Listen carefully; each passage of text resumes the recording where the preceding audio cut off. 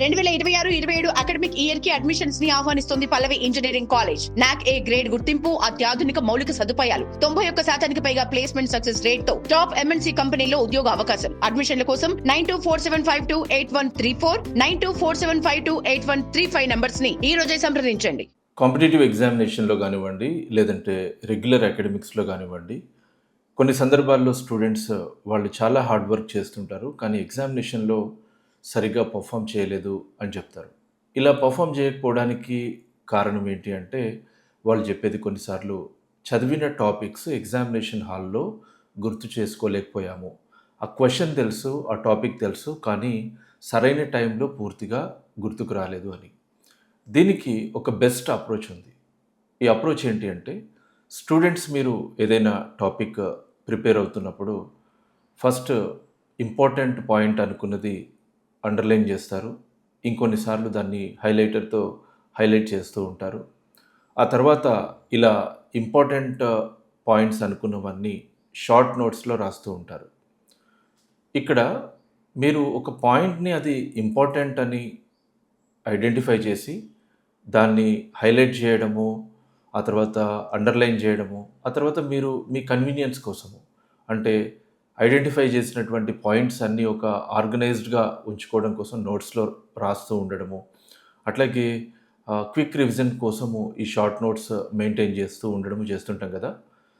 ఇక్కడ ఎగ్జామినేషన్లో కూడా మీకు గుర్తొచ్చేలాగా మీరు చదవాలి అంటే బెస్ట్ అప్రోచ్ వీటన్నిటితో పాటు, అంటే హైలైట్ చేయడము, అండర్లైన్ చేయడము, షార్ట్ నోట్స్తో పాటు ఏదైనా topic, for example president of India రిలేటెడ్గా ఒక టాపిక్ చదివారు, లేదంటే ఫండమెంటల్ రైట్స్ గురించి చదివారు. ఆ టాపిక్ అయిన తర్వాత బుక్ క్లోజ్ చేసి ఒకసారి దాన్ని యాక్టివ్ రీకాల్ చేయడానికి ట్రై చేయండి.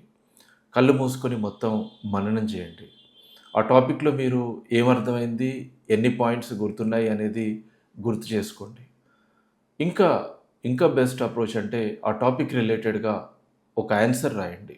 మీరే ఒక క్వశ్చన్ ఫ్రేమ్ చేసి ఒక ఆన్సర్ రాయండి. క్వశ్చన్ ఫ్రేమ్ చేయలేము అనుకున్నప్పుడు సింపుల్గా ఆ fundamental rights or president of India రిలేటెడ్గా మీకు ఎన్ని పాయింట్స్ గుర్తొస్తే అన్ని పాయింట్స్ పేపర్ పైన రాసేయండి. ఇలా చేయడం వల్ల మీకు చాలా ఎక్కువ కాలం పాటు గుర్తుంటుంది. ఏదైనా టాపిక్, ఏదైనా పాయింట్ అర్థమవునప్పుడు మళ్ళీ దాన్ని అర్థం చేసుకుంటారు.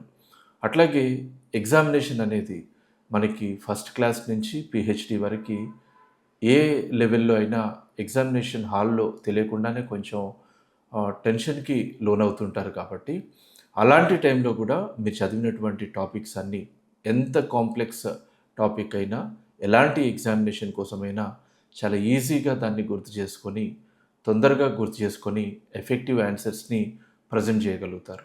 మీరు ఇలా రీకాల్ చేసుకోవడం కోసం కావచ్చు, ఆన్సర్ రాయడం కోసం కావచ్చు, ఎక్కువ టైం ఏమీ పట్టదు.